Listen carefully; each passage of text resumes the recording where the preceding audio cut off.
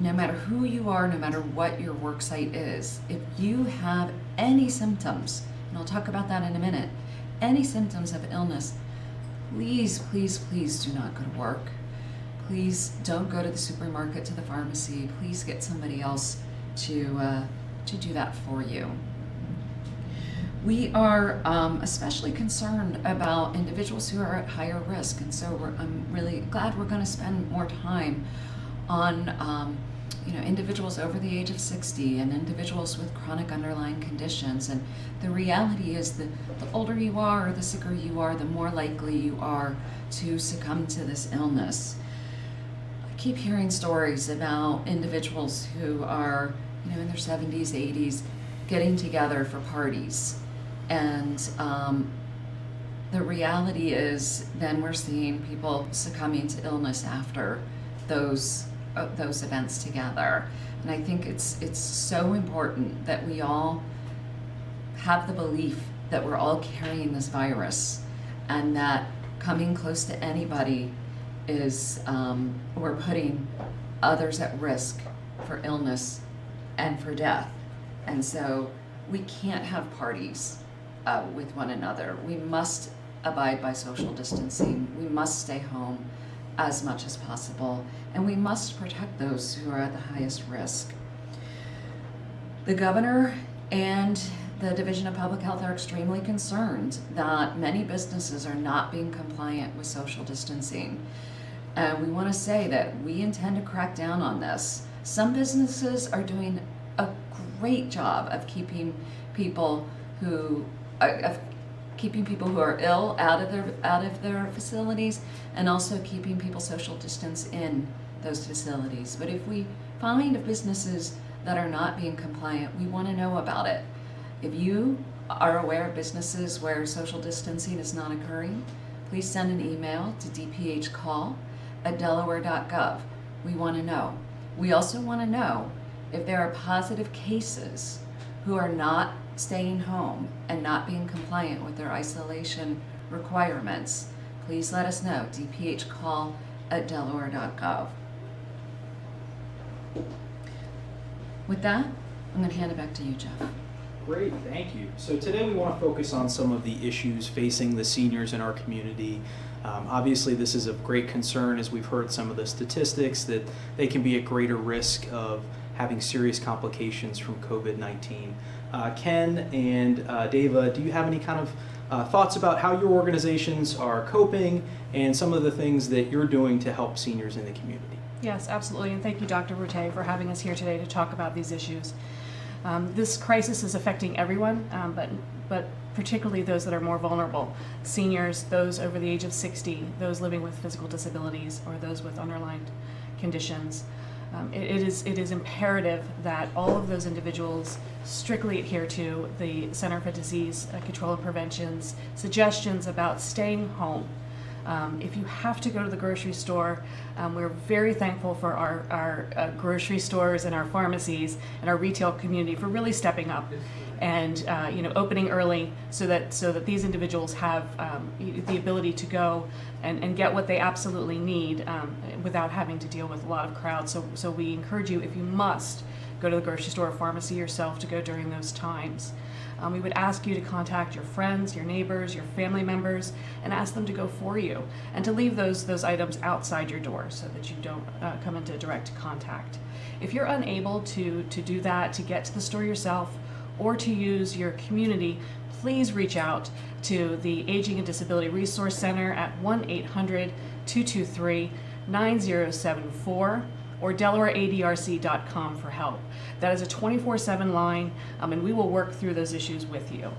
Now more than ever, the Meals on Wheels program is being utilized to make sure that seniors and vulnerable people are still getting the nutrition they need in the community, which is going to keep them healthy overall. Our meal count has increased in the past just 30 days by over 50%, and we continue to see that increase as the need arises. So if you know someone who you think or you yourself could benefit from a home delivered meal, please contact the ADRC. Again, 1-800-223-9074. We encourage everyone to stay home, stay safe, and if you need help, call us. Ken, do you want to talk about what's going on in Sussex County? Certainly. And I want to thank the state for this opportunity to get the word out and for their leadership and support to the service providers in the communities. In the case of CHEER, we operate multiple senior centers throughout Sussex County. Consistent with the governor's executive order, all of those sites have been closed. People who depend on coming in there daily for meals are no longer going to be able to get together in those congregate settings. So we have changed our program, and we're now providing a grab and go kind of service where seniors that have the ability to drive to the center location, they can wait in their car and have curbside delivery by volunteers bringing the meals out to them.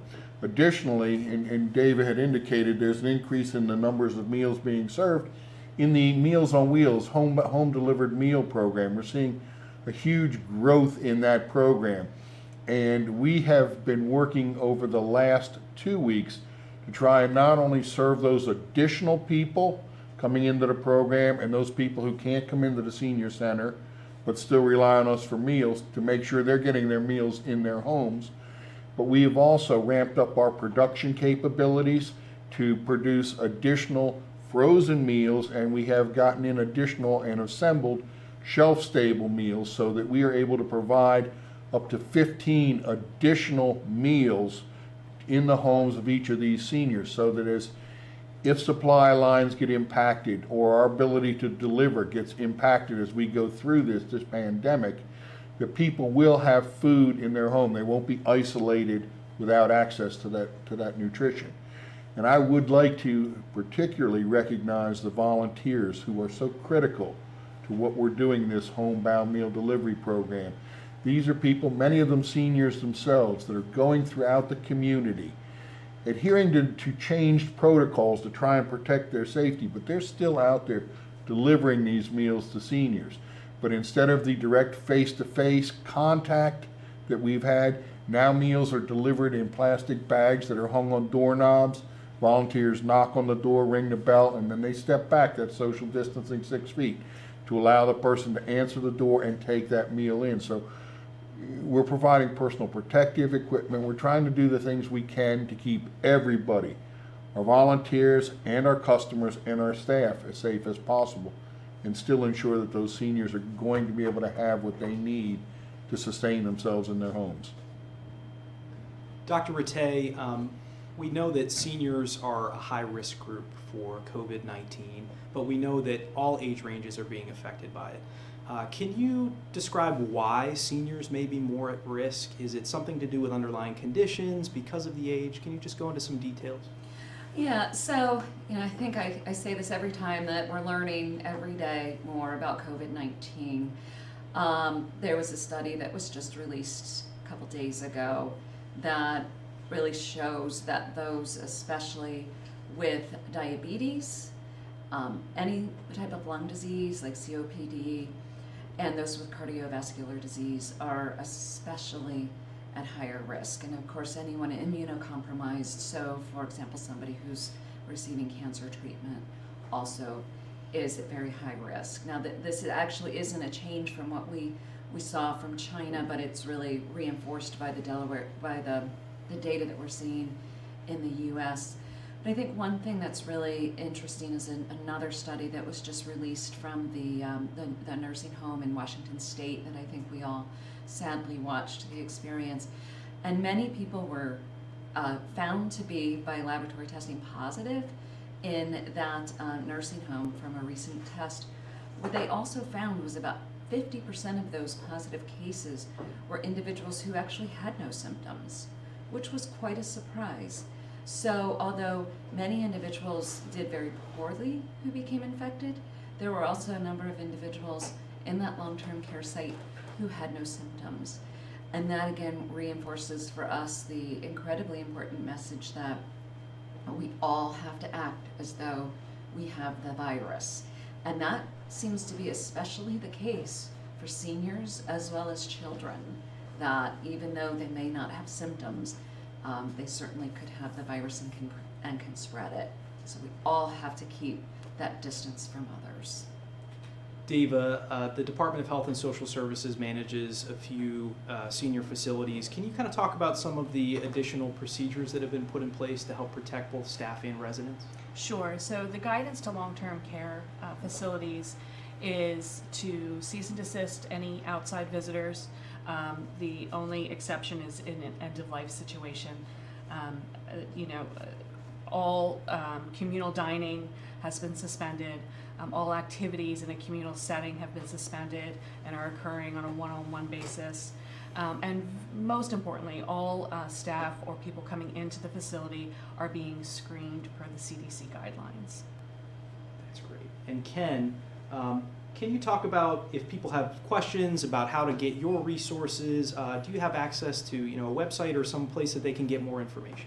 Absolutely. We're trying to keep our website, cheerde.com, updated regularly with service changes that are impacting what we're doing out in the community. In addition, people can always call us at 302-515-3040. There is always going to be a live answer person on that line here that can try, and if we can't answer it directly, we can make the appropriate referrals. Dave had talked about the state resources through the ADRC, and we work with a number of other groups, and we are in constant contact with other community service organizations and the state throughout this pandemic period. So as a point of entry, so to speak, if you have questions and need to get assistance, you can call us at that local number in Georgetown.